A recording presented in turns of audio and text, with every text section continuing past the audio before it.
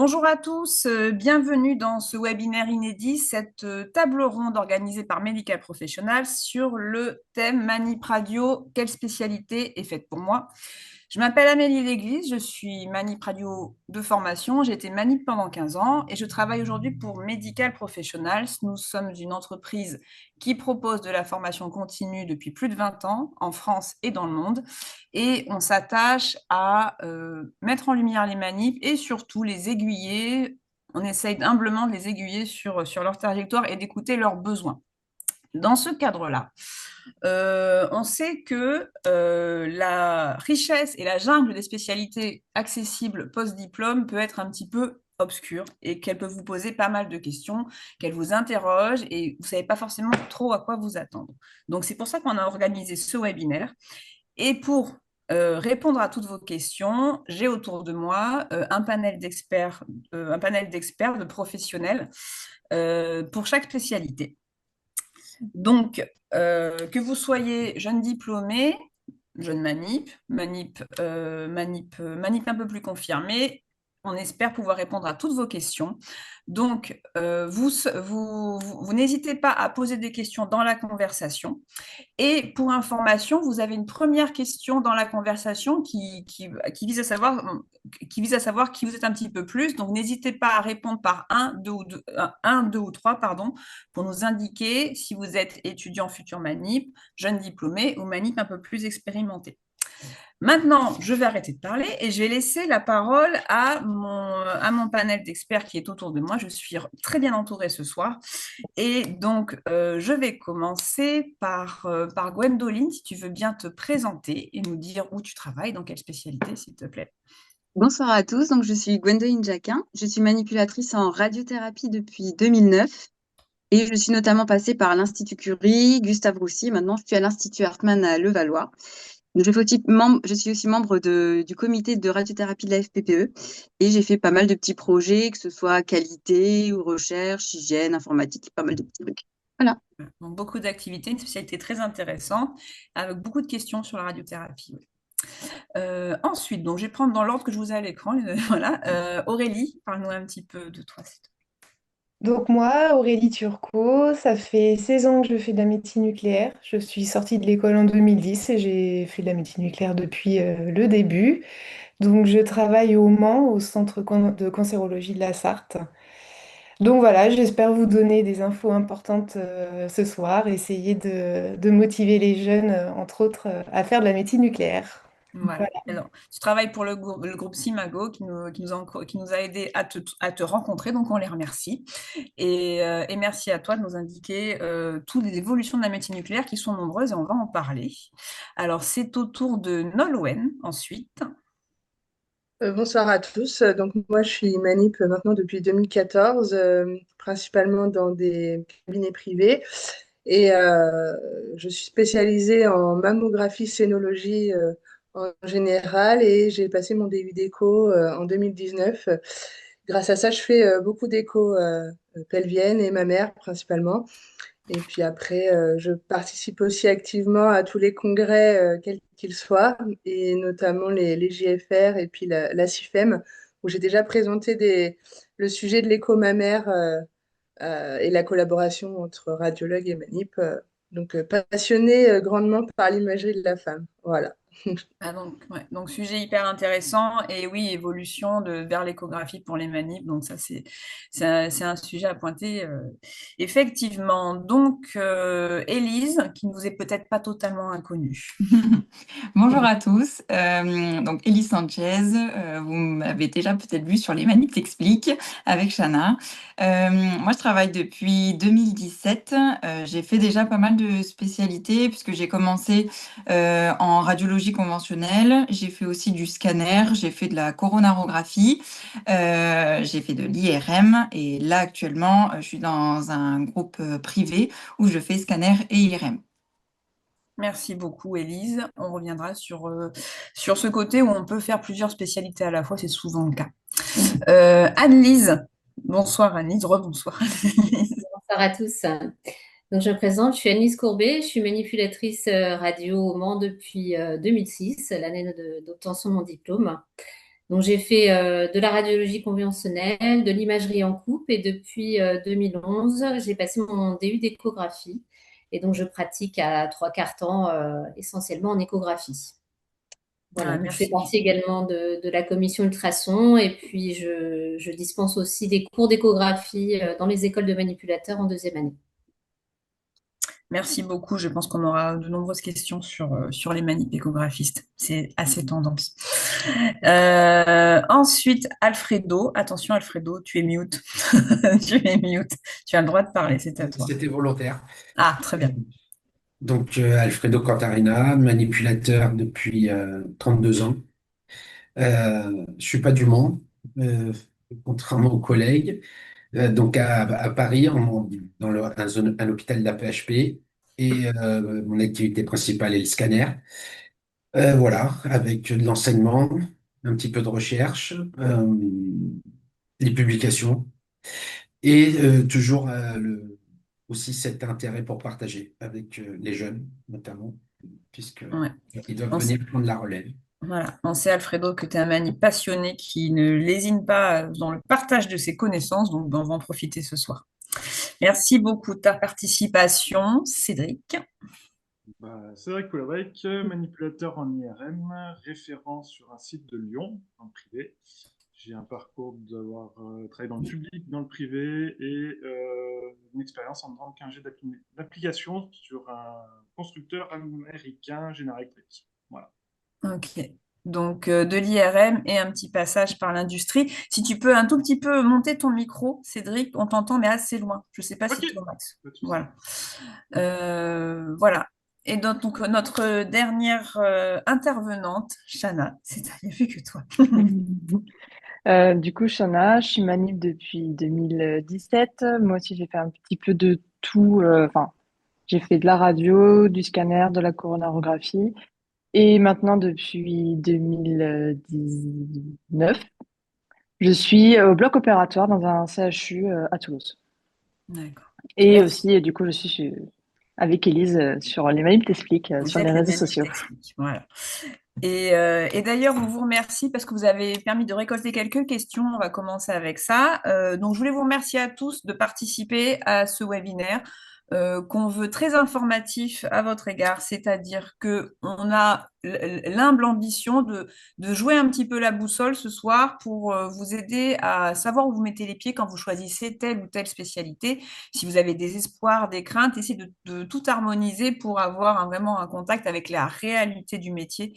N'hésitez pas à poser vos questions en conversation, une fois de plus, je vous le rappelle, et on va distribuer à l'intervenant qui connaît le mieux la réponse, tout simplement. Donc, Élise et Chana, grâce à leur communauté, qui ont une grande communauté d'étudiants notamment, nous ont monté quelques questions. On va commencer par ça. Et donc, je vais vous poser une question à tous. Est-ce que faire plusieurs spécialités dès la sortie de l'école, ça vous semble possible? On est jeunes diplômés, on a toutes nos connaissances un peu fraîches, et on a un poste, voilà. Est-ce qu'on peut se diriger vers un poste multimodalité d'entrée de jeu? Qu'est-ce que vous en penseriez? Alors moi, pour ma part, quand j'ai débuté, j'ai commencé en radiologie conventionnelle et radio-interventionnelle et j'ai démarré l'IRM au bout de 12 mois. Donc, je pense qu'au départ, quand il y a vraiment une spécificité, c'est bien, je pense, d'être formé correctement dans la modalité pour avoir une aisance après, sachant qu'on ne va pas travailler sur de la radiologie, de l'IRM ou du scanner régulièrement quand on va tourner. Donc, je pense que l'apprentissage doit être bien maîtrisé pour chaque modalité au départ. Après, pour ma part, j'ai trouvé tout à fait possible de tourner sur différentes modalités, comme le scanner ou l'IRM, par exemple, sachant qu'il y a certains examens qui peuvent être complémentaires. Donc, je pense que c'est très intéressant pour nous de pouvoir se diversifier sans non plus travailler sur trop de machines aussi différentes, parce qu'il peut y avoir aussi des constructeurs différents sur des gros sites d'imagerie. Donc, d'essayer quand même de centraliser un minimum nos connaissances. Pour garder en fait notre capacité en fait à tourner sur du multisite et multimodalité. En fait, c'est ça, c'est souvent, on va avoir le diagnostic, les modalités dites diagnostic permettent souvent ça, on va pouvoir avoir 2, 3 spécialités en même temps, mais quand on est jeune manip, ce qui se faisait quand moi j'ai commencé il y a quelques années, souvent quand il y a des CHU, vous rentriez, vous faisiez de la radio pendant un an avant de commencer le scanner, avant de commencer l'IRM, etc. C'est toujours un peu valable finalement. Je parle aux plus jeunes d'ici, on vous jette pas d'entrée de jeu et au scanner et à l'IRM. Voilà. Parce que par exemple, Cédric, toi, pour former un jeune manipulateur, en fait, pour avoir un manipulateur autonome, par exemple en IRM, modalité technique, s'il en est. Combien de temps il faut? Ouais, combien de temps, toi, tu as un jeune collègue qui arrive, tu veux le rendre autonome, lui faire confiance. Bah, en gros, le temps de formation pour moi, c'est 6 semaines. Mhm. Pour qu'il se familiarise avec la console, l'organisation générale et les contre-indications. Après, au bout de 6 mois, il peut être vraiment, vraiment autonome parce que on peut pas tout voir en 6 semaines, mais au moins il est autonome sur les premières parties, sur les examens simples. Voilà. Il faut un peu plus de temps pour être vraiment autonome en IRM. Ouais. Voilà, finalement, l'autonomie dans chaque spécialité, quand on sort de l'école, c'est une question, et c'est-à-dire que même si vous avez votre diplôme en poche avec des bonnes notes et des bons résultats en stage, etc., euh, vous ne serez pas lâché dans la nature directement à un poste. Vous avez toujours une phase d'apprentissage avec des mentors, des gens qui vont vous parrainer, entre guillemets, et je parle dans toutes les spécialités, qu'elles soient diagnostiques ou ou en radiothérapie ou au bloc, voilà, toute spécialité nécessite quand même, quand vous commencez un poste, une phase d'apprentissage. Enfin, je suppose, Gwendoline, notamment en radiothérapie, voilà, il y a quand même une phase de mentorat qui doit être plus ou moins longue. Bah, en plus, en fonction des différents centres, ça fonctionne pas forcément de la même façon. Donc déjà, il faut s'adapter au fonctionnement propre du service. Et ensuite, après, ça dépend aussi des appareils sur lesquels on est formé, parce que c'est pareil, en radiothérapie, il y a plusieurs modalités différentes qui Ouais. fonctionnent pas du tout pareil. Donc ça dépend un petit peu de ça, mais de toute façon, enfin, c'est vraiment déjà au début, il faut prendre ses marques quand on arrive dans un nouveau service, nouvelle machine, nouvelle équipe, aussi avec les autres collègues, pas que Ouais. Manip. Enfin, nous, c'est les médecins physiciens, mais après, ça peut être les radiologues dans les autres spécialités. Donc c'est normal, il faut y aller tranquillement, prendre ses marques et essayer d'être un petit peu à l'aise et surtout pas hésiter à poser des questions parce qu'il n'y a pas Ouais. de questions idiotes. Et au contraire, c'est le moment où il faut les poser pour avoir des Voilà. bonnes bases, quoi. Oui, oui, tout à fait. Et comme tu dis, voilà, il n'y a pas de question idote. Et quand vous serez toujours à former, quelle que soit votre spécialité. Et quelle que soit la position de la spécialité dans le parcours patient. Alors moi, je voudrais bien qu'on interroge un petit peu cette notion-là, c'est-à-dire que tous les 8 qui êtes là, votre spécialité, elle intervient dans une phase du parcours patient. Et moi, je me demandais, est-ce que, par exemple, qu'est-ce qui a décidé de votre choix pour ces spécialités? Parce que elles sont toutes différentes. Enfin, elles sont toutes différentes. C'est-à-dire, Chana, toi, tu as une spécialité, enfin, ta spécialité, elle est dans le pendant, Ouais. vraiment, vraiment le pendant du patient. On n'est pas en diagnostic, on n'est pas en thérapeutique, on est vraiment sur le pendant. Qu'est-ce que ça a de particulier, en fait? Ben, pour ma part, j'avais envie de justement de voir comment on a fait pour, enfin, comment le patient est réparé, si je Ouais, vais parler comme ça, parce que on voit le avant, on voit le après quand on est manip, on va dire dans une modalité plus classique. Et moi, j'avais envie de voir comment on fait comment on répare, comment on soigne, comment on fait ça. Et puis, bah, du coup, le bloc, et c'est ce moment-là. Et je trouvais que ça se complétait bien avec ce que j'avais déjà pu voir, parce que j'avais fait pas mal d'urgences. Et du coup, le bloc vraiment était la finalité de ça, de voir le avant, de voir le après quand on fait les consultations, etc. Et le bloc, pour moi, c'était cette occasion-là de voir le, le, le pendant et puis aussi de voir d'autres disciplines. Parce que quand on est en radio, je parle de radio très globale, mais on a nos collègues manip, on croise un peu de spécialité, mais c'est vrai que souvent on est entre nous et puis les radiologues. Et là, je trouvais ça intéressant de voir aussi des chirurgiens, des infirmiers de bloc, des aides-soignants, etc., des collègues finalement avec qui on travaille au quotidien, mais sans travailler ensemble. Et c'est un autre aspect du métier qui est le travail avec d'autres professionnels de santé en fait. Oui, c'est ça. En fait, le blog, ça permet ces relations interprofessionnelles de façon un petit peu plus facilitée que quand on est vraiment que en imagerie. Tu vois, Alfredo, toi qui es à l'hôpital depuis des années, qui connaît tous les interstices, je suppose, de l'hôpital, qu'est-ce que tu penses de ça finalement, les relations interprofessionnelles? Est-ce qu'on n'est pas que entre manip un petit peu quand on est en diagnostic par rapport à ça? Oui, un petit peu, Oui. oui. En fait, chaque aspect de notre travail, enfin, les différentes spécialités qu'on peut avoir, euh, font qu'on est plus ou moins amené à côtoyer d'autres personnes. Donc, les collègues au bloc en radiologie interventionnelle, par exemple, sont les premiers à côtoyer des infirmiers, des anesthésistes, des chirurgiens, etc. En imagerie, en radiothérapie, peut-être qu'on va côtoyer un physicien, mais on va dire ça tourne autour aussi de la radiothérapie.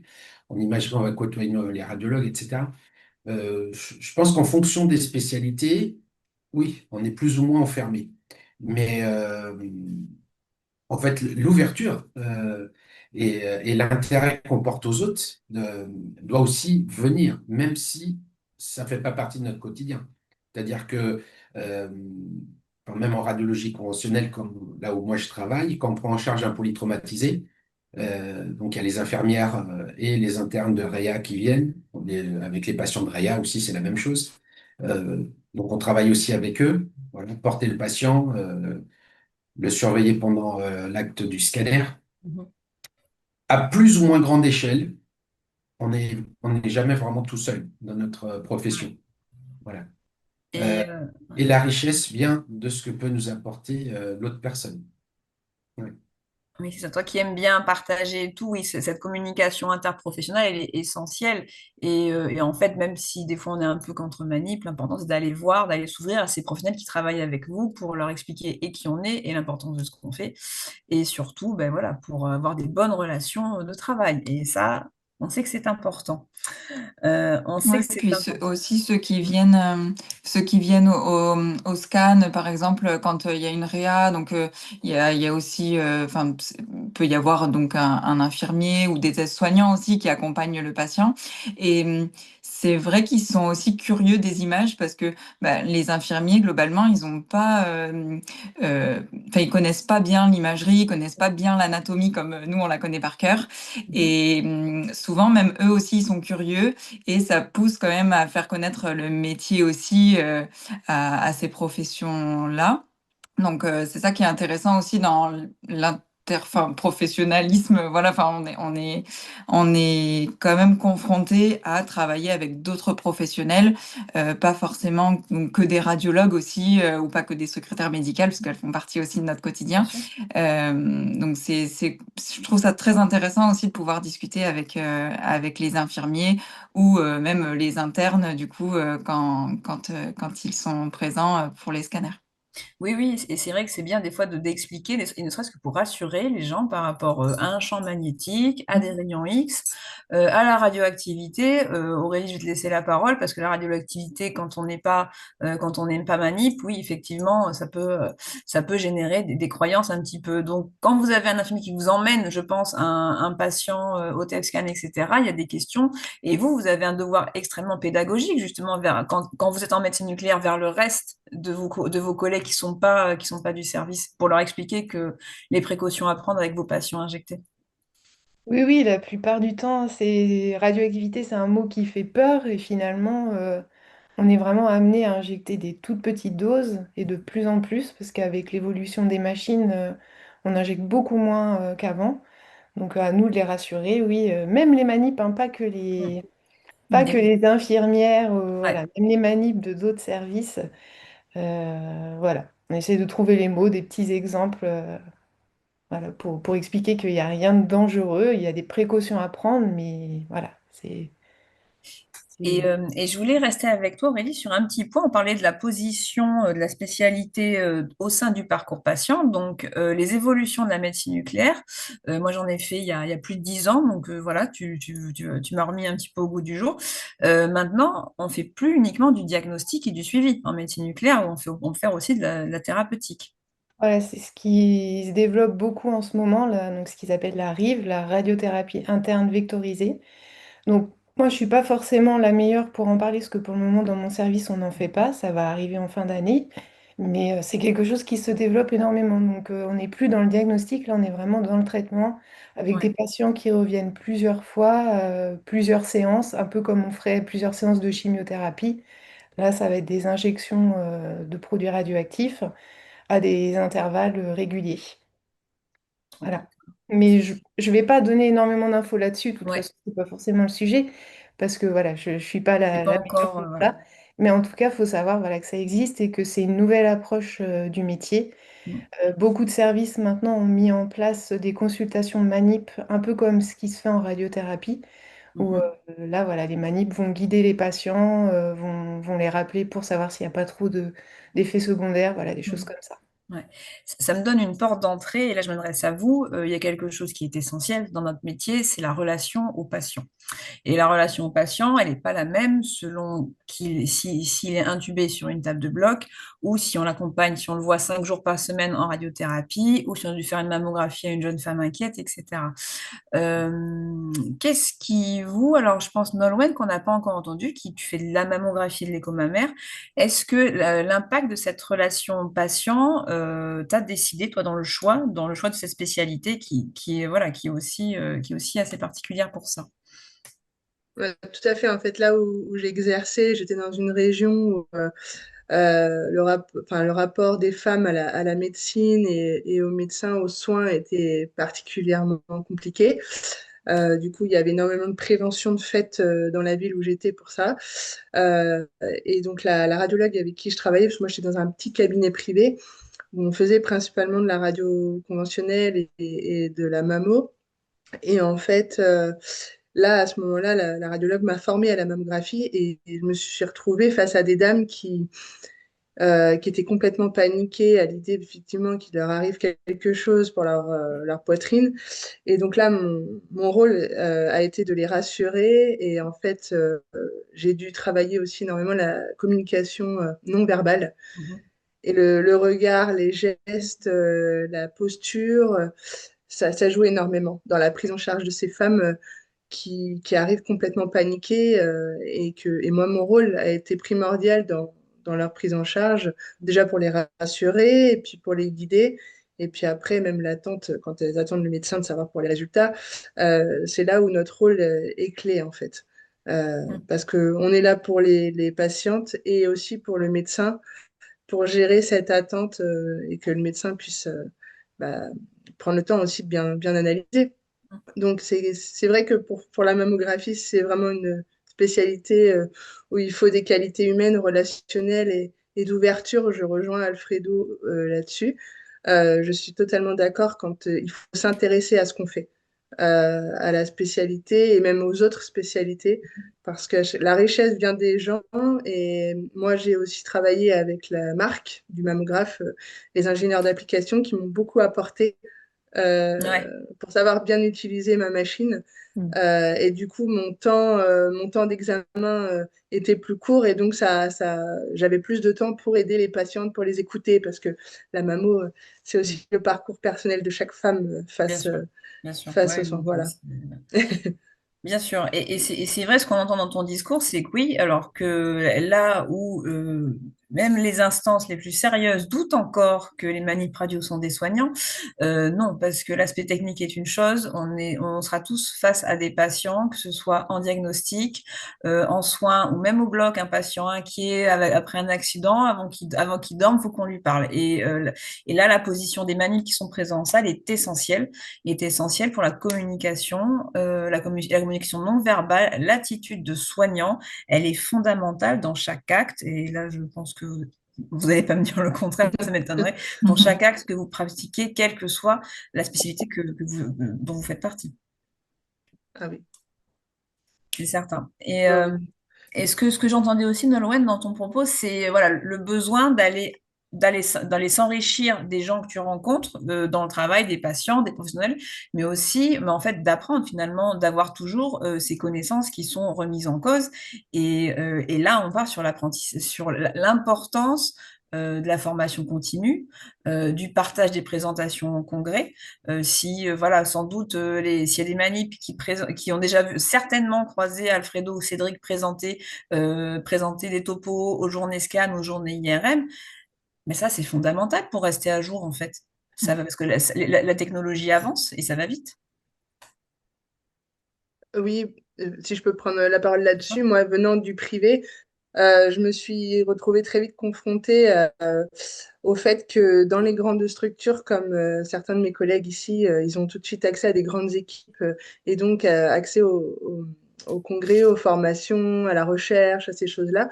Et moi, venant du privé, si je ne m'étais pas intéressée à ce qui se passe autour de moi, à la FPPE principalement, qui m'a beaucoup aidée pour ça, je me serais retrouvée isolée. Alors que là, l'avantage de notre métier et donc des associations qu'on a avec la FPPE et d'autres, en fait, on retrouve des collègues dans d'autres spécialités, dans d'autres structures, et ça nous permet d'adapter au sein même de nos propres pratiques, dans nos cabinets ou services respectifs, et Mhm. du coup, d'avoir des gens avec qui communiquer sur, bah, là, j'ai une difficulté, qu'est-ce que je peux faire?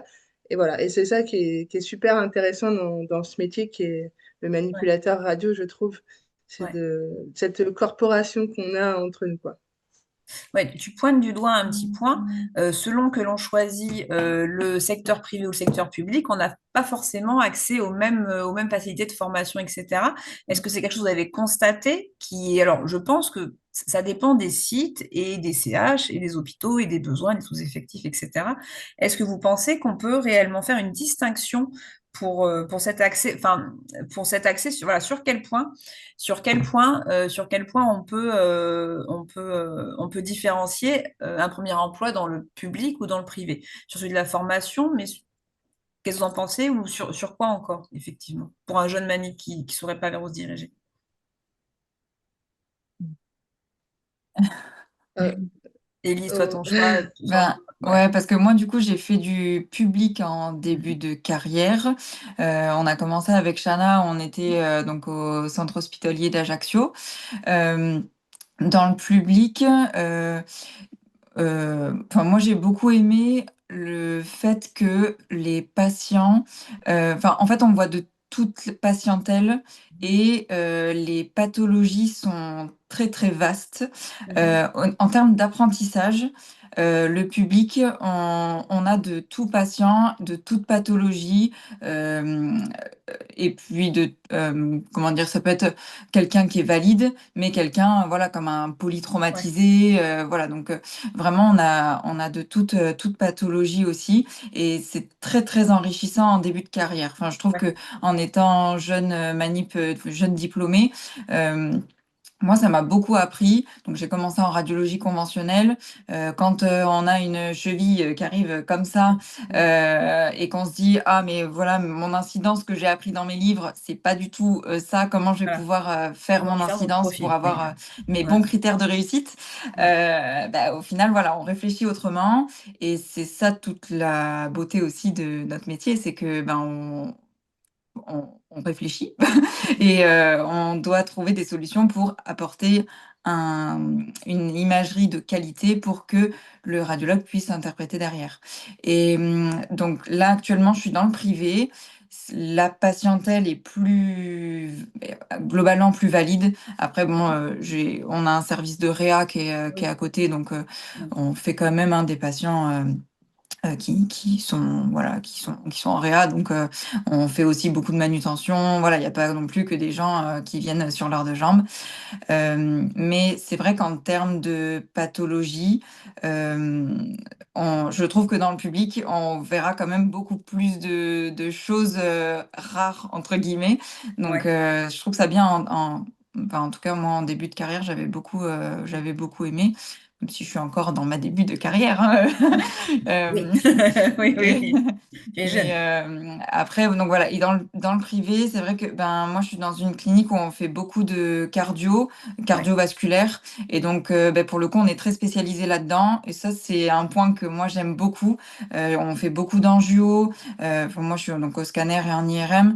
Et c'est vrai que pour le coup, je me spécialise vraiment dans cette, voilà, dans cette, euh, comment on dit, spécialité un petit peu d'angio et Oui, voilà, un peu, et ouais, de enfin, vasculaire. toujours, Et ça me plaît aussi beaucoup. Et puis, voilà, enfin, voilà, c'est ça qui me plaît en tout cas dans là où je travaille actuellement, pardon. très bien. Et ça me permet, ce que tu dis, de rebondir. Je vais reprendre une question qui nous a été envoyée. Enfin, vous pouvez tous. Est-ce que choisir une spécialité me ferme les portes pour toutes les autres? Donc là, je m'adresse à vous tous et je peux m'adresser par exemple en particulier à Anis. Tu fais de l'éco depuis aux trois quarts temps, depuis 14 ans. Est-ce que être devenu échographiste, tu es principalement échographiste et voilà, comment tu vis ça? Est-ce que tu penses que maintenant tu as fait un choix qui est pas défini, c'est jamais définitif, mais qui est quand même installé? Alors moi, c'est vrai que j'ai eu la chance au début de ma carrière de pouvoir accéder au scanner et à l'IRM. Et ça, c'est vrai que c'était un apprentissage fondamental de l'acquisition en coupe parce qu'en échographie, on va également acquérir un volume dans des plans de coupe différents, coronal, axial, parasagittal. Donc c'est vrai que ça m'a permis d'avoir une bonne connaissance de l'anatomie. Et puis après, dans ma pratique quotidienne, j'ai exercé à mi-temps au départ en échographie, toujours en gardant une activité en scanner IRM. Et puis maintenant, c'est vrai que j'ai une activité d'échographie qui prend un petit peu plus de place aussi par choix, mais j'ai quand même encore une activité en imagerie pour des besoins de service.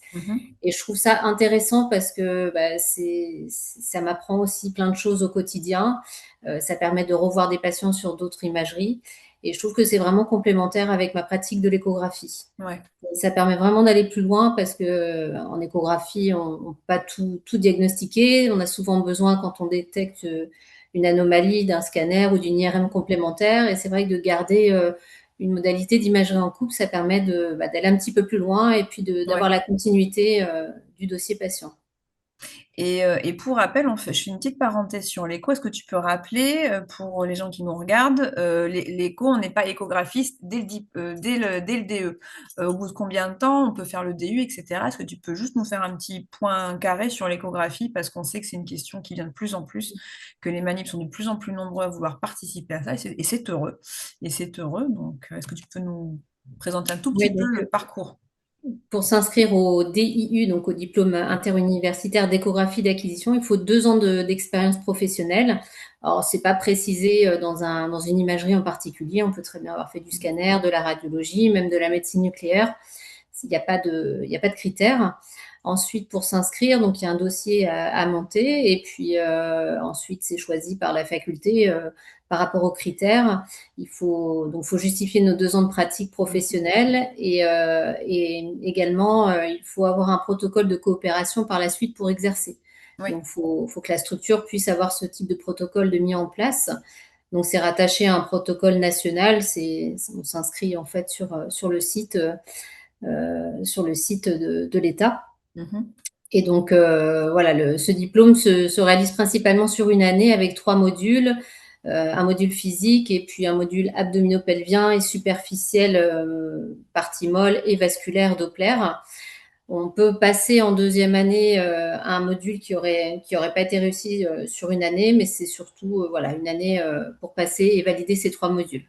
Sachant que c'est pas une année à plein temps. À chaque fois, c'est 3 jours de cours à la fac. Et puis, à côté, on a un certain nombre de stages de vacation d'échographie à valider pour passer un écrit et une pratique. D'accord. Ok, donc voilà, il y a quand même un engagement à avoir. Il faut se dire, si vous êtes étudiant, que là vous êtes, je ne sais pas, en deuxième année, mais que l'échographie vous attire particulièrement, prévoyez ça. Prévoyez 2 ans d'exercice, prévoyez un nouveau dossier à la fac et un nouvel apprentissage. Et voilà, vous ne serez pas manip-écho de suite, mais ça se démocratise. Il y a de plus en plus de protocoles de coopération qui se montent en France. Je ne sais pas leur nombre exact, je ne le connais pas, mais bon, on en parle de plus en plus, c'est de plus en plus courant. Donc voilà, cette spécialité, elle s'acquiert post-DE. C'est le début d'une évolution des manips qu'on a là. Voilà, on ne peut pas avoir de protocole en échographie de coopération sans l'obtention de ce DIU. Voilà, d'accord. Ok, donc plus de pratique sauvage, ça n'existe plus.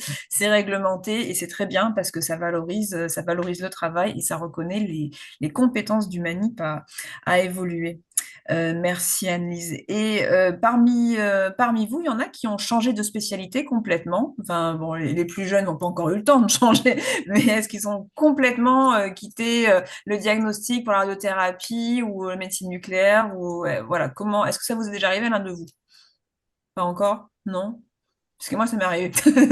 Non, je réponds à une question. Alors moi, j'avais fait 5 ans de médecine nucléaire, mais que scintigraphie avant de passer en scan et en IRM.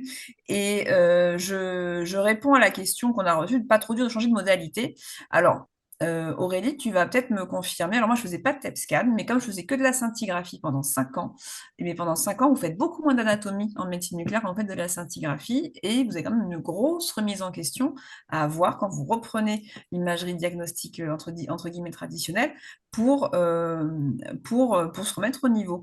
Alors, avec le TEP scan, Aurélie, maintenant, on a quand même aux images de scanner, je pense qu'on perd moins en anatomie que ce qui m'est arrivé moi, où vraiment, je me suis remis le nez dans mes planches anatomiques et mes petits bouquins rouges d'anatomie en 3D. Oui, c'est sûr que on perd un peu en anatomie, ça je peux pas le cacher. Ouais. Après, si on a un manip motivé et on continue quand même à regarder même les images scanner, même si c'est pas un scanner diagnostique, hein, c'est vraiment voilà, pour juste avoir une imagerie anatomique en plus de l'imagerie fonctionnelle du TEP et de la scintille d'ailleurs, parce qu'on fait des Ouais. images aussi en scintille, des images scanner. Donc c'est sûr que oui, on perd en connaissance anatomique, ça c'est sûr. Donc je pense après, moi ça fait 16 ans que je fais ça, mais si j'étais amenée à partir à faire de l'IRM ou du scanner, c'est sûr qu'il faudrait refaire, voilà, refaire quelques révisions, je pense. Oui, mais finalement, rien ne se ferme parce qu'après tout, ben, vous remettez dans une position d'apprentissage et souvent c'est Ah oui, assez oui, oui. stimulant. C'est Mm. assez stimulant et ce que vous avez fait sortie de diplôme, eh bien, vous le referez avec quelques années d'expérience de plus, un bagage supplémentaire et peut-être un investissement qui est différent. Mais voilà, c'est aussi la richesse du métier, c'est qu'aujourd'hui, aujourd'hui, Chana, tu fais du blog. Le jour où tu veux changer, quitter le blog, bah voilà, tout est ouvert en fait finalement. Et c'est ça la Bah, richesse du ouais. métier. Ouais, c'est ça qui est cool quand même, c'est qu'en fait, on a un métier, mais dedans, il y a plein de petites branches qui font que ça permet aussi de se dire que on va prendre large, hein, sur 40 ans de carrière, euh, on peut faire 10 ans de chaque, en fait. Mm. Donc, c'est vrai que ça, c'est très chouette de pouvoir avoir presque de changer de vie sans changer vraiment de vie. Oui, ça c'est une richesse. Et même en rythme de travail, parce que toi, tu es au blog, donc ça veut dire les week-ends, les gardes, les astreintes, tout ça. Voilà, c'est un quotidien. Voilà, Et exactement. Les jours fériés, voilà, voilà, on a. voilà. Quand on rentre surtout dans l'hôpital ou la clinique, on sait que c'est du 24-24, hein. Les gens n'attendent pas le petit matin pour se faire mal ou quoi. Donc c'est vrai que on y dédie un bout de sa vie, hein, c'est clair. Mhm. Euh, Ça fait partie des choses à prendre en compte quand on choisit pas forcément la modalité, mais plutôt le secteur dans lequel on veut exercer. C'est vrai qu'en cabinet, voilà, 18h ou 19h, c'est fini. Bah, dans le public ou dans des cliniques, bah, la nuit, on est là, quoi. Mm. Donc, c'est sûr que c'est à prendre en compte dans son choix. Mais ça fait partie aussi du côté intéressant, c'est que bah, c'est quand même un peu payé mieux, quand même. Oui, On va bah, pas se c'est mentir, une vraie hein. question. Heureusement, Non, il y a non, quand non, même, c'est voilà. c'est une vraie question. Ça a un impact sur la vie, mais oui, oui, à un moment Ouais, donné, bah, c'est une vraie question. Voilà. Tout le monde a ouais, besoin de manger, c'est donc, c'est ça. donc voilà, Donc c'est vrai que bah, les soirées, les week-ends à droite à gauche avec les copains, bah, ah non, je travaille, ouais, bon d'accord, ok. Mais au moins on a une petite revalorisation quand même, donc ça fait du beurre dans les épinards, on va dire. oui, voilà. Euh, mais on a toujours la possibilité de retrouver un train de vie un peu plus sympa quand on a, je sais pas, par exemple, quand on commence à fonder une famille ou quoi, on peut trouver un poste où bah, c'est plus que le samedi, ou il n'y a pas les dimanches, ou alors il n'y a pas de Mhm. nuit. Enfin, voilà. C'est vrai que c'est ça qui est bien dans notre métier, c'est qu'on a un peu une palette assez large de possibilités pour casser notre routine, quoi. Mhm. Oui, oui, tout à fait. Donc, c'est vrai qu'il y a des tas de moyens de casser la routine. Cédric, tu as été manip, tu as fait un détour par l'industrie, tu es revenu manip, tu as appris des tas de trucs d'ingénieur d'application qui doivent te bien t'aider au quotidien aujourd'hui. Tu as cassé la routine, tu retrouves, et c'est une certaine liberté finalement, ce métier, ça offre ça. Oui, oui, oui, on ne perd pas tout ce qu'on a appris pendant nos études. Mhm. On en apprend même tous les jours. Parler d'autonomie, d'apprendre tous les jours et tout ça. La petite parenthèse d'un jeu d'appli m'a permis de voyager, de voir autre chose que ce qu'on fait sur le terrain, parce que très souvent, on a nos habitudes avec nos radiologues.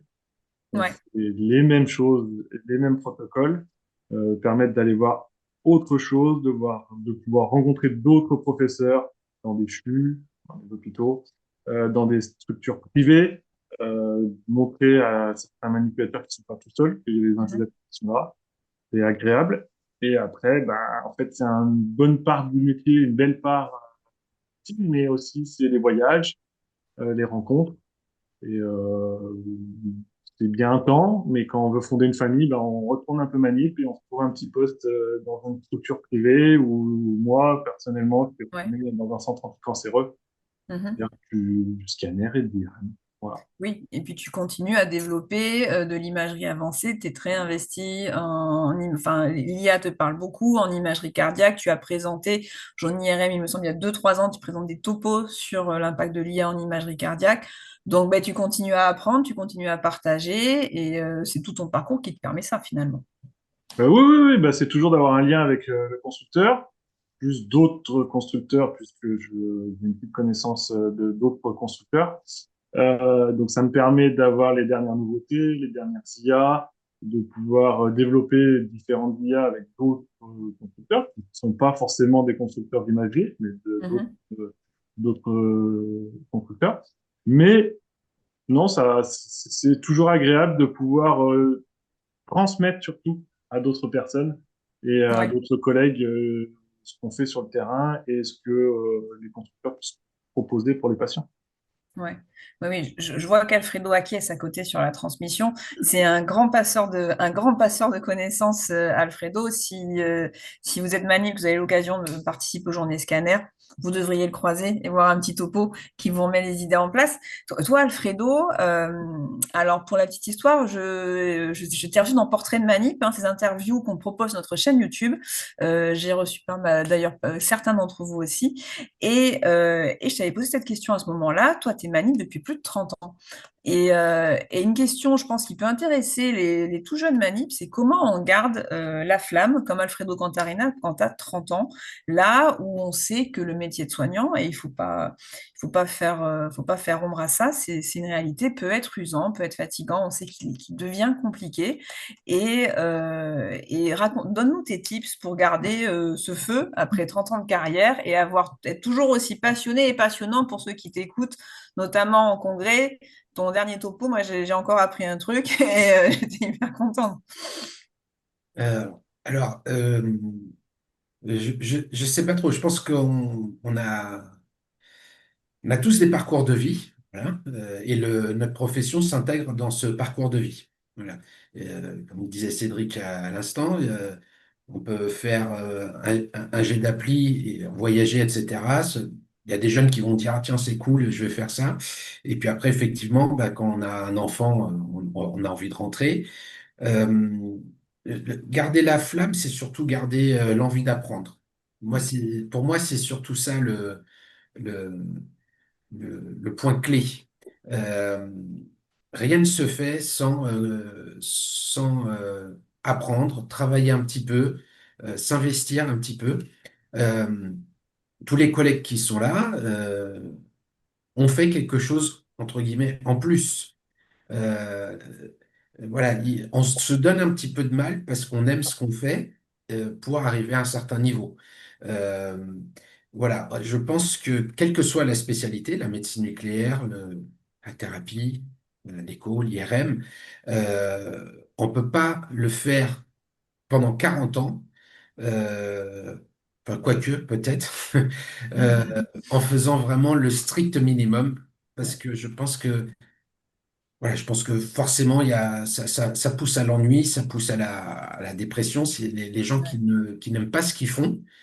Et ça, c'est pas spécifique à Manip Radio. Les gens qui n'aiment pas ce qu'ils font, à un moment ou à un autre, ça se ressent. Donc voilà. Le plaisir d'apprendre, le plaisir d'être plus cultivé, entre guillemets, hein, je mets entre Oui, mais guillemets. voilà, c'est On se une cultive. stimulation. Cédric a dit cette phrase, le fait de voir d'autres professeurs, de voir d'autres sites, ben, c'est super important. Nous, on a des médecins qui tournent, enfin dans tous les services. Voilà. Apprendre avec les médecins, apprendre avec les ingés d'appli, apprendre avec les collègues en congrès, apprendre avec les collègues d'autres spécialités. Tout à l'heure, Anne-Lise parlait du fait de faire de l'écho et de l'IRM. Moi, tous les jours, on a des patients qui sortent de l'écho pour un complément d'IRM. Alors, même si c'est pas le même manip qui va faire l'écho et l'IRM, celui qui fait de l'IRM, en l'occurrence Annelise, pardon, de l'écho, va avoir le compte-rendu du scan et les images du scan. Et ça on devient alors le terme est pas bon, mais on va dire des mini-médecins.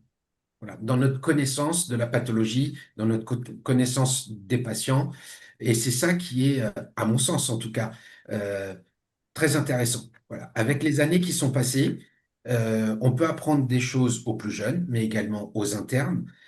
On apprend nous-mêmes et, et c'est ça qui nous fait avancer. C'est le fait que notre journée d'aujourd'hui, au bout de 30 ans, est différente de celle que j'avais il y a 20 ans.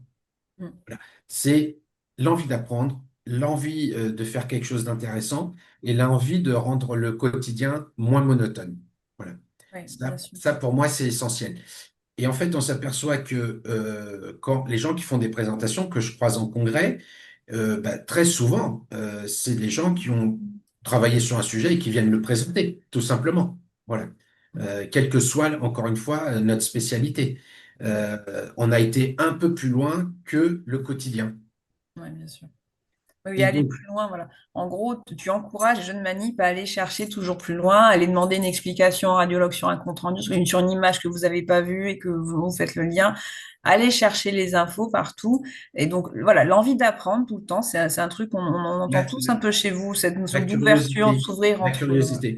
ouais, la On peut pas, curiosité. je pense qu'on peut pas, encore plus aujourd'hui que quand j'ai commencé. Euh, je crois que quand j'ai commencé, ça n'existait pas les radiologues mous et les radiologues osseux. Aujourd'hui, il y a une vraie délimitation où je pense que Cédric, dans son quotidien, va faire des vacations avec des radiologues d'os que des radiologues, entre guillemets, mous ne seraient pas aussi spécialisés et n'interpréteraient pas une IRM de moelle pour un neuroradiologue comme un généraliste. Je veux dire, le monde de l'imagerie en global et le monde pour les manipulateurs est devenu tellement vaste que ça demande forcément un petit peu de curiosité et un petit peu d'investissement. Voilà. Et on peut plus scinder aussi les choses comme on disait avant, quand je suis sorti de l'école, on disait si tu vas dans le privé, c'est un peu pour gagner de l'argent. Si tu vas dans le public, c'est entre guillemets pour avoir une belle vie. Non, parce que bah, dans le public, Ouais. on cherche à faire du chiffre aussi pour X raisons. Dans le privé, on fait du chiffre pour X raisons. Euh, je pense que ces distinguos-là n'existent plus. Aujourd'hui, vous avez du privé qui fait de l'interventionnel. Voilà. Par contre, ce qui n'existe plus non plus, c'est le radiologue dans son cabinet, en gros, qui travaille de 8 heures à 18 heures. Voilà. Il faut des associés, un qui va faire plus l'imagerie de la femme, un qui va faire l'os, un qui va faire, je ne sais pas, moi, l'IRM. Les radiologues, ça les intéresse plus non plus de travailler seuls. Et là, on retrouve aussi cet esprit de coopération, de groupe et d'échange. Tout à fait. Euh, C'était un petit peu le tour de mes sensations que j'avais comme ça au fur et à mesure des années. Et quelle que soit la profession, quoi qu'il en soit, voilà, on en revient à la curiosité, l'intérêt qu'on a, l'intérêt qu'on porte à ce qu'on fait au quotidien. Ah oui, et la dernière chose, par contre, euh, j'ai pensé aussi à ça quand Cédric parlait. Je fais moi-même des formations, des fois à gauche et à droite. Euh, Malgré le fait que on peut tourner, il y a quand même beaucoup de gens, ou même quand vous allez en congrès, il y a des équipes qui viennent et qui vous disent, ah ben nous, c'est notre premier congrès, notre deuxième congrès, notre troisième congrès. Mais c'est des gens, en fait, qui n'ont pas énormément bougé. Mm. Ouais, toi, tu dis dans ton parcours, tu as fait plein de spécialités, tu as fait Ouais. plusieurs sites, et aujourd'hui, tu es chez MP. Ça existe. Voilà. Il y a des manips qui vont faire plusieurs sites, qui vont atterrir chez un constructeur. Mais il y a encore beaucoup de gens qui vont rester plus ou moins au même endroit. Mm. Et donc, qui vont avoir cette fameuse phrase, on a toujours fait comme ça. Voilà, ça c'est le warning, c'est le red flag. C'est Voilà. Et donc, le moment où tu dis, mais ouais. petit à Ouais. petit, ça Ouais. évolue et ils s'interrogent et ils vont à des congrès, voilà, avec plus ou moins de facilité. Ça dépend des patrons, ça dépend on sait tous qu'on est dans cette situation un petit peu de démographie de manip où il en manque. Mais voilà. Mais moi, voilà, en tout cas, de mon parcours, et j'ai déjà été dans plein de petites structures. Avignon, Alençon, c'est-à-dire vraiment des villes plus petites. Et vous voyez qu'en fait, il y a des gens qui sont installés et pour qui ça leur convient très bien. C'est-à-dire une petite Bien sûr. structure où on tourne, on fait un petit peu de tout, mais on n'a pas envie forcément d'aller à Paris. Voilà. Mm. Paris n'est plus du tout le côté attractif, magnifique, etc. Et on fait des choses magnifiques partout ailleurs en France, mais avec des gens qui bougent un peu moins que ce que j'aurais pensé. Voilà. Mm. Voilà. Alors qu'on a des possibilités énormes. Mais ce Voilà. qui veut dire aussi que on se construit et notre vie professionnelle se construit à côté de notre vie personnelle. Mm.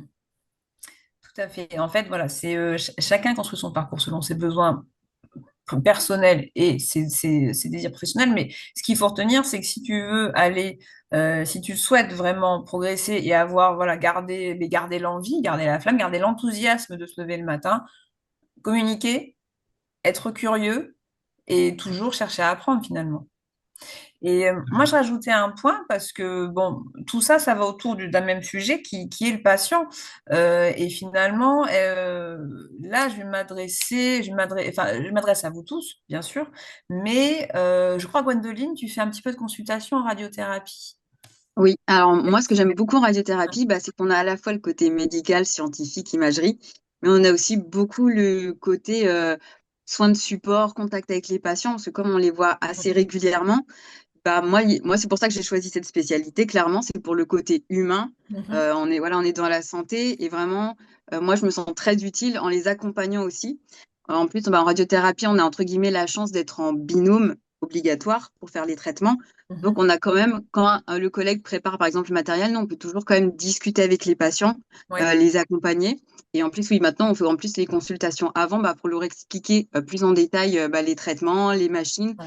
et surtout bah, répondre à leurs craintes parce que bah, chaque patient a ses craintes propres. Et du coup, bah, ça, donc, il y a les formations, mais il y a aussi l'expérience où clairement, après, on sait un petit peu s'adapter aux personnalités et pouvoir répondre à leurs questions et que ça se passe très bien. Alors que Mhm. si on n'avait pas anticipé avant, bah voilà, enfin, ça pourrait être très bien quelqu'un de notre famille. On veut que ça se passe au mieux, que ce soit et le soin qui reçoit le côté technique et le côté accompagnement aussi, quoi. Ouais, finalement, cet aspect consultation te permet de développer cet aspect de la profession qui se rencontre dans toutes les spécialités, mais on va développer un cran de plus en Mm, communication et en écoute patient. mm, Là où rassurer un patient avant son examen, avant son opération, il faut savoir le faire très bien et en très peu de temps, parce que mm. c'est en diagnostic on est là. En consultation, tu vas rassurer le patient, lui expliquer, mais tu auras plus de temps. Et c'est une vraie compétence à acquérir. C'est un véritable apprentissage et c'est limite, on va plus loin que les compétences que l'on a au départ après le diplôme finalement quand on fait ça. Ben, en plus, nous, comme on les voit quand même assez souvent, plusieurs séances, il y a une certaine confiance qui Mm. s'installe. Et des fois, bah, si ça va pas, que ce soit sur le plan moral ou physique, ils vont pas forcément aller en parler au médecin, mais nous, ils vont nous en parler. En fait, quand on va Mhm. leur poser la question, est-ce que Ouais. ça va? Ils savent que c'est, entre guillemets, sincère et qu'on attend vraiment une réponse que, voilà, nous, on veut juste combler ce qui va pas si besoin, quoi. Oui, c'est ça. Finalement, cette relation hyper privilégiée, on les voit tous les jours. Tu les vois plus que le radiothérapeute et tu vas aller cerner les petites variations d'humeur qui peuvent indiquer une efficacité de traitement, une non-efficacité. Et Mm. c'est extrêmement précieux, et pour le patient et pour le radiothérapeute, je suppose, qui en attendent de ton retour aussi. Ah oui, bah nous, de toute façon, s'il y a le moindre souci, bah, on peut appeler les médecins n'importe quand. Ils Mhm. descendent les voir, ils leur font une consultation et voilà, enfin, ils sont pas là pour des petites pathologies souvent. Donc, du Mhm. coup, c'est hyper important. Oui, oui, non, non, c'est vrai que voilà, cet aspect relation patient, voilà, là, elle prend le temps d'être développée en longueur et dans le temps. Là où des fois en diagnostic, malheureusement, on a moins le temps. Et Nolwenn, ta spécificité à toi, c'est que tu fais donc de la mammographie, l'imagerie de la femme, et l'écho mammaire aussi, tu as développé ça Oui. en protocole de coopération, bien sûr, sous l'égide des radiologues, ça c'est une certitude. Et en fait, tu accompagnes sur une même patiente qui vient pour sa radio-écho, tu vas lui faire les deux examens. Comment ça se passe dans tes deux modalités? Alors en fait, donc moi je travaillais dans deux centres différents depuis que j'ai mon diplôme et même depuis que j'ai le DU d'éco. Donc là, dans le premier centre où je travaillais, c'est là où j'ai développé l'écho mammaire avec la radiologue avec qui je travaillais. Et donc effectivement, je fais la mammo et derrière, la radiologue me dit il y a besoin de compléter par une écho. Mhm. Et donc là, elle me demande de le faire. Donc je faisais les échos mammaires, que ce soit dans le dépistage organisé ou dans une ordonnance standard, même les suivis en co. Après, puisqu'avec la radiologue avec qui je travaillais, on a travaillé 12 ans ensemble, donc à la fin, il y a une relation de confiance qui s'établit. Ouais. Euh, et puis, quand effectivement je trouve malheureusement quelque chose, dans tous les cas, je vais chercher la radiologue pour confirmer ou infirmer, peu importe, puisque c'est elle qui a quand même le dernier mot, quoi qu'il en soit. Mhm. Et puis, mais c'est vrai que c'est sympa cette relation au patient de pouvoir suivre du début à la fin. Et puis là où je travaille actuellement, je fais la mammo, l'écho, et parfois il y a besoin de compléter par une IRM. Et là, je fais de l'IRM Mhm. également, et principalement de l'IRM mammaire aussi. Ouais. Euh, et puis voilà, c'est pour ça que j'ai changé de centre d'ailleurs. Moi aussi, pour changer de spécialité, pas Ouais. rester enfermée Oui, en oui, ben, scénologie. Et je rejoins Nise là-dessus que effectivement l'imagerie en coupe est très très complémentaire de l'écho. Mais c'est vrai que dans le suivi patient, dans la relation, et même pour moi, pour apprendre, là, Alfredo a raison, pour apprendre au quotidien, moi, ce que j'aime avec la scénologie et la maman en particulier, c'est qu'il n'y a pas une femme pareille. Mhm. Et même d'un sein à l'autre, c'est jamais la même chose. Donc, on s'ennuie pas en mammo. Et quand on s'y intéresse un petit peu, effectivement, on arrive à avoir, entre guillemets, le niveau du radiologue et détecter donc, les éventuelles anomalies. Et là, mon travail prend tout son sens puisque je vais faire les compléments nécessaires, que ce soit en mammo ou à l'écho. Et donc, on participe grandement au diagnostic et puis Ouais. on est, comme disait la radiologue avec qui je travaillais avant, j'étais sa deuxième paire Dieu, si je puis dire. Et quand on enchaîne et qu'on a 30 patientes par jour en mammo, à la fin, on Ouais, fatigue ouais. un peu. Et donc, d'être à deux, trois spécialisés dans ce domaine, ça permettait à la radiologue d'avoir un soutien pour éviter Bien sûr. les erreurs de diagnostic, bien sûr. Oui, c'est vrai que Donc, voilà. ce binôme manip-radiologue, là, on vit une époque où on dit il est un petit peu mis à mal avec la télé-radio, la baisse démographique des radiologues, etc. Mais quand on t'écoute, l'écho, les protocoles de coopération et même les protocoles au quotidien en diagnostic, les relations avec vos médecins nucléaires, avec les radiothérapeutes, ils sont toujours existants et ils sont essentiels. Finalement, ils nourrissent aussi cette curiosité. Donc voilà, je suppose que enfin, c'est important d'aller voir ces médecins, qu'ils soient médecins nucléaires, radiothérapeutes ou radiologues, pour apprendre et enfin, continuer à valoriser ce binôme manip-radiologue qui fait et la qualité du soin pour le patient et la qualité du manip et la qualité du radiologue finalement. Oui, c'est sûr. Et puis, comme tu le disais, on a des radiologues qui sont hyper spécialisés maintenant dans des domaines. Et moi, je vois en échographie, mes vacations, elles vont être le reflet de la pratique quotidienne du radiologue. Donc, ça me permet vraiment de m'enrichir avec des Ouais. médecins spécialisés en fonction du domaine en fonction de l'échographie, que ce soit abdominal, pelvien, de l'uro ou de la thyroïde. Et ça, c'est vraiment très enrichissant de pouvoir avoir un panel de radiologues qui soit très spécialisé. Ouais, ouais, tout à fait. Tout à fait. Ce qu'on retient, parce que je regarde l'heure qui tourne, donc on n'a pas fini, mais on va commencer à s'approcher de la fin. Dans votre discours, ce qu'on sent à tous, c'est rester ouvert, communiquer, s'ouvrir à ce qui se passe et vouloir toujours apprendre. Finalement, ce métier, il est passionnant si on continue à tous les matins aller chercher les nouvelles choses qu'on peut y trouver, parce que a priori, dans tous vos discours, dans toutes les spécialités, chaque jour, on peut apprendre un nouveau truc finalement. Ben, c'est ça qui permet aussi de ne pas subir son quotidien. Ouais. Parce que si on vit dans une routine, hein, donc c'est vrai que se montrer curieux, s'enrichir chaque jour un peu plus, ça permet de faire fonctionner un peu plus son cerveau et de rentrer chez soi en étant content d'avoir appris quelque chose, quoi. Donc si on se montre toujours un peu plus curieux et au final, on a quasiment toute notre vie une posture d'apprenant et pas de stagiaire, mais d'apprenant, de s'enrichir, de voilà. Et c'est vrai que ça permet aussi de moins subir le temps et de rentrer chez soi en étant content d'avoir passé une journée au travail, quoi. Et ça, c'est hyper important. Mm. Ça, c'est hyper important pour tous les métiers et dans le soin particulièrement. J'ai une petite question là dans la conversation que je vois émerger. Alors, je ne sais pas si vous pourrez y répondre. On me demande s'il y a un manque de manip aussi en Île-de-France. Donc, les manips parisiens, Gwendoline, je En radiothérapie, vous pouvez venir, hein, voilà, il y a si de la vous place voulez. en radiothé. Il y a de la place en radiothé. Je crois qu'il y en a aussi à la PHP. Je m'étais permis de répondre oui énormément, parce que bah oui, on en cherche partout. Ouais. Du peu que je connais comme ça et des notions que j'ai l'impression que dans les petits... Alors, en radiothérapie, il y a clairement un besoin énorme, quelles que soient les structures enfin, privées, publiques ou semi-privées, etc. Je sais que la PHP a des gros soucis.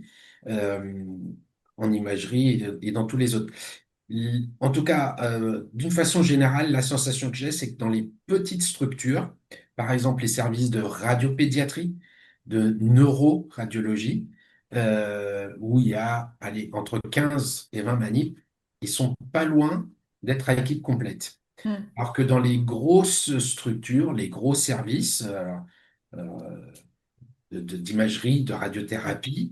On a beaucoup plus, avec des horaires et une amplitude horaire plus importante. Euh, je sais pas, c'est visiblement beaucoup moins sexy. Voilà. Donc, il y a des gens qui vont mettre en avant, on a 2 scanners, 2 IRM, du vasculaire, de la mammo, etc. J'ai l'impression que même ça, c'est pas ça qui attire forcément la jeune génération. Et voilà, j'ai été surpris de voir, alors qu'en province, là encore, quand je me déplace, on voit pas mal de services, donc on va dire à taille humaine, qui sont, alors pas forcément complets, mais à qui il va manquer peut-être 1 ou 2 éléments. Voilà. Je ne sais pas si le côté, Ouais, nous, moi, on est quasiment complet, nous, par exemple. voilà, Et Vraiment, ouais. le côté gros CHU, Ouais, attire ça, moins peut-être. Ouais. voilà. Alors Bah, après, peut-être que ça peut faire un peu peur aux jeunes manip de se dire il y a beaucoup de spécialités, dans quoi je vais me retrouver, alors que de se dire ben ah là je suis sûre que je vais faire forcément du scan ou de l'IRM, peut-être qu'ils se disent ah bon ben voilà je suis sûre de faire cette modalité-là, alors que dans les CHU ils ont peur enfin, de faire quelque chose enfin, qui leur plaît moins, mais je pense qu'il faut pas. Enfin, il faut se dire que c'est une expérience énorme de pouvoir travailler dans des CHU et surtout, enfin, en termes d'apprentissage, enfin, c'est dingue comment bah, les manips les plus anciens peuvent apprendre aux jeunes manips, mais aussi, ben voilà, il y a des pontes en médecin qui ont appris des choses pendant des années et ça, c'est hyper enrichissant, quoi. Qu'on n'a pas forcément dans le privé, voilà. Ouais. Mm.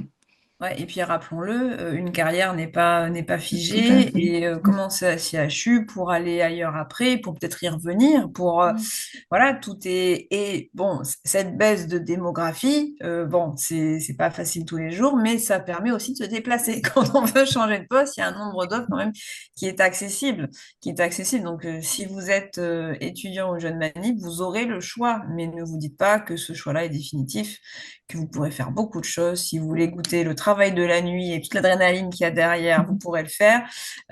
Si vous voulez changer de spécialité, passer plus de temps avec vos patients, optimiser vos prises en charge, devenir manip déco, ça. En fait, tout est possible. Une carrière, c'est long. Puis la retraite, elle va pas en se rapprochant. Donc, une carrière, c'est long. Restez ouvert à tout ce qui peut se passer, en fait. Ouais, puis je sais que moi, autour de moi, je suis proche, je travaille dans le sud des Yvelines, mais je suis proche Eure-et-Loir. Je sais qu'il y a beaucoup de manips qui font des vacations. Mm. Donc, on nous demande de venir sur Paris pour faire des vacations. Ouais. Et ça se fait énormément parce que ça donne une certaine liberté. On agence nos plannings comme on le veut. Et c'est tout l'intérêt, là, pour le coup, d'avoir multimodalité à son arc, puisque du coup, on peut aller renforcer un peu tous les services, finalement. Et ça, c'est sympa aussi, parce que du coup, ça peut nous donner une vision de, tiens, ça se passe comme ça dans tel établissement, et à contrario, ah bah oui, là, ça se passe autrement. Et justement, derrière, bah, de se dire, bah moi, j'aime mieux ça, ou j'aime mieux ça, Tout à et fait. dans ce cas-là, on posera les valises où on veut. Mais les vacations se font de plus en plus, en tout cas, pour les manip également. Oui, oui, c'est ça, l'intérim, les vacations en début de carrière, justement, quand on est un petit peu hésitant, ça peut être le moyen de savoir où aller, d'aller tester un petit peu tout. Et ça pose la question aussi, ce système-là, du débat, je ne sais pas si on qualifie ça de débat, entre le mani polyvalent et le mani hyper spécialisé, pardon. Les deux se rencontrent, les deux ont des compétences. Est-ce que je pense que la polyvalence, comme l'hyperspécialisation, dans la situation dans laquelle est notre système de soins en France, ben, les deux sont importants en fait. On a besoin de ces manips polyvalents qui peuvent aller remplir et subvenir à ces besoins démographiques malheureusement qui sont un peu en bas.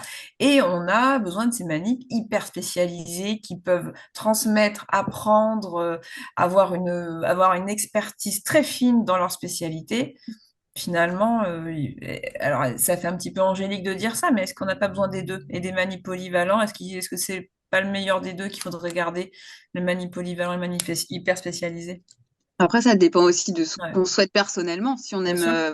justement une spécialité plus en profondeur ou Voilà. justement changer un petit peu, Ouais, faire un peu de tout. ouais, tout à fait. Mm. Tout à fait. Mais après, c'est pas angélique. Moi, je trouve que c'est obligatoire. Mm. Voilà. Oui, C'est-à-dire que les deux coexistent. ouais, les deux coexistent. Ouais. Et c'est comme ça que se passe, que ça devrait se passer tout le temps.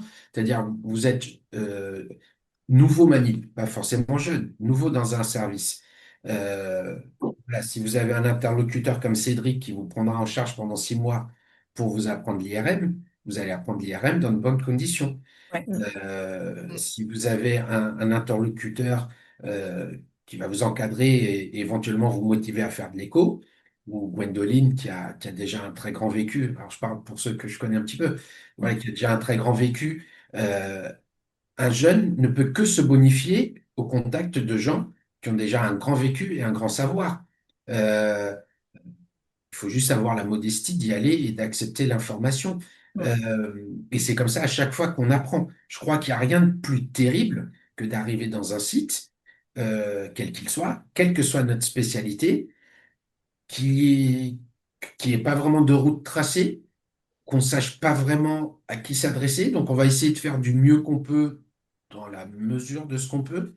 Ça, c'est terrible. Mm. Euh, euh, et après, c'est comme ça tout le temps. J'ai des collègues qui ont fait le DU d'éco, mais ils ne pouvaient pas exercer en éco. Bon, parce que, bah, en fait, il y avait tellement de manque qu'on les retirait tout le temps de l'éco pour aller faire les radios au lit ou ce que vous voulez. Donc, faire quelque chose, être encadré et avoir des points de repère, c'est essentiel pour effectivement passer d'un poste à l'autre, éventuellement aller ailleurs et après soi-même s'enrichir et devenir que RMiste, comme on dit, ou scannériste, ou échographiste, et ainsi de suite. Les voies sont ouvertes, mais pour ceux qui tournent, avoir des interlocuteurs privilégiés, c'est fondamental. Moi, j'ai Mm. connu ça quand je suis arrivé. Il y avait des gens qui maîtrisaient très bien certaines choses, et on apprend.